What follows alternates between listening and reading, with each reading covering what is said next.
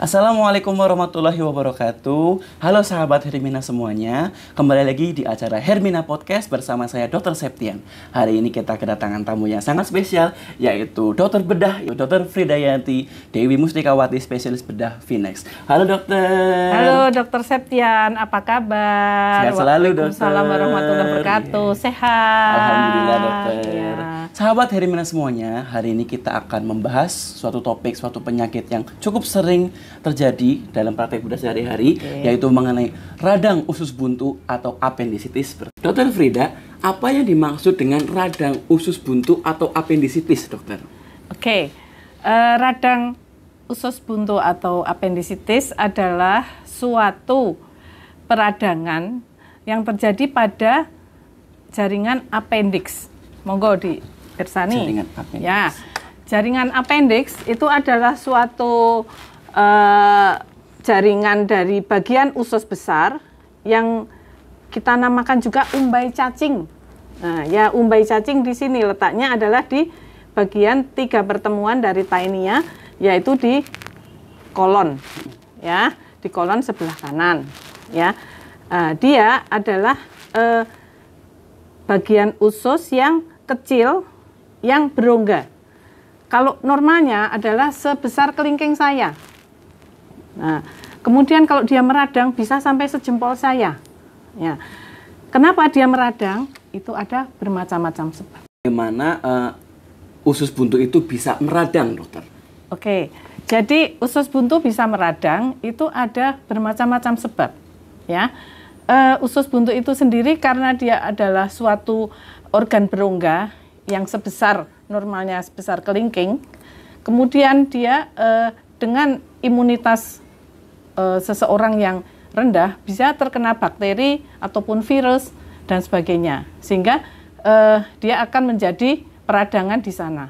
Ataupun ada fekalit. Jadi seseorang yang kurang makan serat sehingga peristaltik ususnya sering terganggu, itu kadang-kadang ada fekalit, ya, ada fekalit yang nyemplung ke sana, menyumbat dari usus buntu itu. Nah, kemudian menyumbat, terjadilah peradangan itu atau infeksi di situ, sehingga terjadilah gejala-gejala dari usus buntu itu. Gejala apa saja yang dialami oleh orang yang menderita radang usus buntu, dokter? Ya, jadi orang yang menderita usus buntu ataupun dibilangnya apendisitis itu, pertama gejalanya dari asal peradangan itu sendiri. Coba dokter tayangkan di sini. Jadi karena dia letaknya di sebelah kanan bawah itu. Ya, kanan bawah, ya. Tentu dia akan merasa nyeri di sebelah kanan bawah terutama. Nah, di sekitar jaringan usus buntu, di situ ada kolon bagian bawah, ya, kolon ascendens, ya, usus besar, kolon ascendens, kemudian ada ilium, kemudian di situ juga ada bagian dari ureter, ya. Kemudian ya, ada kalau pada perempuan ada bagian dari kandung telur, ya. Ovarium itu, ya. Ya, Nah, di situ karena di situ ada berbagai macam organ, tentunya kita nanti akan membandingkan, ya, dengan apa aja gejala yang terjadi di situ. Tapi persisnya biasanya akan terjadi nyeri di sebelah kanan bawah, ya, yang kemudian bisa disertai dengan mual, kemudian muntah, kemudian nyeri pada lambung, kemudian bisa juga nyeri pada saluran kencing. Nah, itu berbagai macam bisa terjadi pada peradangan usus buntu. Dan lebih gawatnya lagi, kalau usus buntu itu pecah, nanti dia akan nanahnya menyebar, ya, nanahnya menyebar ke perut sehingga terjadi akan peradangan dan nyeri di seluruh perut yang kita namakan peritonitis. Radang di dinding perut, ya, dok? Ya, seluruh dinding perut, ya? Ya, seluruh dinding perut, karena dari rangsangan dari peritoneum itu sendiri. Demam juga, ya, tentu. Ya, demam salah satunya. Kalau dia sudah mulai sistemik, ya, sudah mulai ada radang sistemik, tentu ada demam. Ya. Gangguan kelancaran dari BAB apakah terjadi pada pasien-pasien radang usus buntu, dok? Tidak selalu terjadi, tapi bisa terjadi, ya. Apabila dia salah satu usus saling melengket, ya, sehingga mengganggu peristaltik itu sendiri. Kalau peradangan dari usus buntu itu menyebar ke organ-organ sekitarnya, dokter, berarti mungkin pada pasien perempuan itu ya, gejala tambahan yang dialami mungkin apa aja kira-kira, dokter? Ya, dia berarti mungkin ada gangguan pada ovarium ya, yang di sebelah kanan ovarium misalnya lengket, mungkin nanti akan terjadi keputihan dan sebagainya, kemudian juga akan terjadi infeksi yang lain yang berhubungan dengan organ kewanitaan. Nah, itu yang harus kita singkirkan gitu. Apakah usus buntu ini terjadinya cepat begitu ya, atau bisa terjadi dalam jangka waktu yang perlahan-lahan atau panjang, dokter? Iya, untuk apendisitis itu sendiri ada yang apendisitis kronis, kemudian ada apendisitis akut. Ya, jadi kronis itu mungkin dia awalnya hanya seperti nyeri di ulu hati, yang kemudian menyebar ke arah kanan bawah.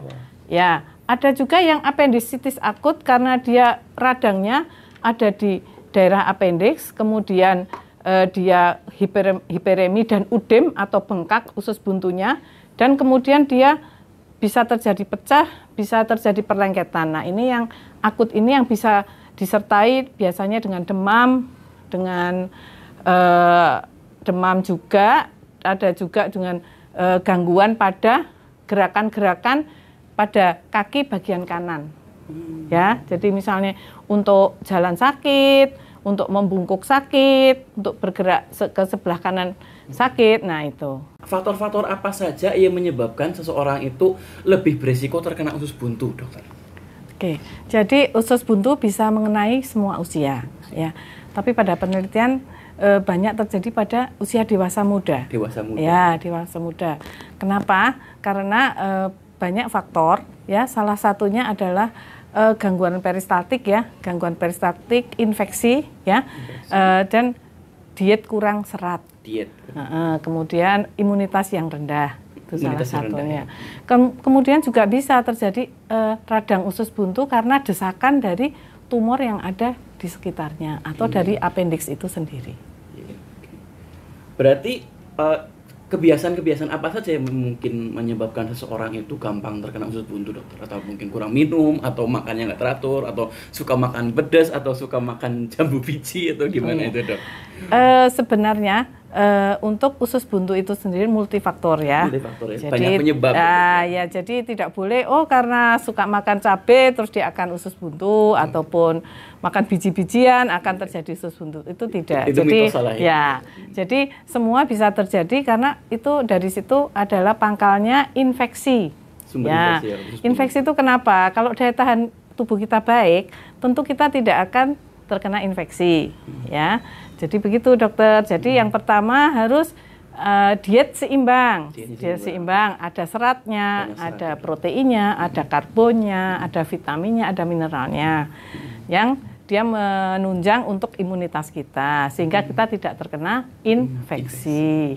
Ya, dan terutama kalau ada gejala misalnya pada perempuan itu misalnya kan kadang-kadang kita diagnosis banding, ya, dengan misalnya kok sebelah kanan sakit, kemudian infeksi. Nah, itu bisa kita bantu dengan USG misalnya, untuk menyingkirkan ini usus buntu ataupun ini infeksi dari organ perempuan. Baik sahabat Hermina semuanya, kita sudah membahas banyak topik mengenai radang usus buntu. Silakan Dokter Frida untuk memberikan kesimpulan mengenai topik radang usus buntu yang kita bicarakan, dokter. Ya. Oke, jadi untuk usus buntu itu sendiri, itu penyakit yang sampai sekarang masih ada di seluruh dunia. Ya, jadi yang penting kita ketahui bahwa usus buntu itu sedini mungkin kita ketahui dan sedini mungkin kita tangani dan kita obati dan kita konsultasikan dengan dokter. Nah, ini akan hasilnya lebih bagus daripada kita tunda-tunda. Takut kadang-kadang kan gitu, dokter.